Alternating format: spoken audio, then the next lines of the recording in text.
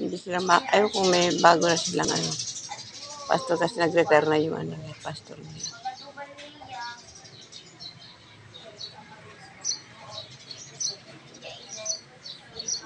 Linda si Macaria. Si Jesus ba powerful? Sino mas powerful? Si Jackie Chan o si Jesus? Bless. Si Jesus Kain na kaya ikaw na kaya niyang makaligtas, maka-fight. Kung gusto niya, no? Kung gusto niya. Pero hindi siya nag-fight, ano? Bakit? Kasi meron siyang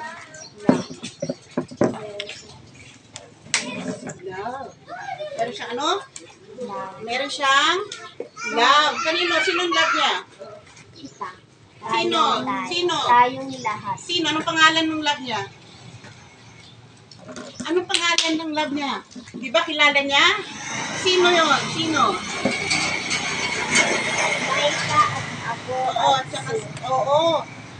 Yun, yung love niya. Kaya hindi siya nag-Jackie Chan, hindi niya kinalilabanan yung mga tao. Kaya naman niya, di ba? Pero dahil love ka niya, tinanggap niya lahat. Bakit niya tinanggap lahat? Kasi kailangan para bayaran yung kasalanan natin. Imagine, hindi ka ba nalulungkot si Jesus nagpabugbog, pinahiya siya sa mga tao, tapos pinako siya sa cross. For you, for Jamaica, for Louis, for charity. Right? Dahil sa love. Diba? Kayo ba tinanggap niyo na yung gift ni Jesus sa'yo na love? Opo. Tinanggap mo na ba siya?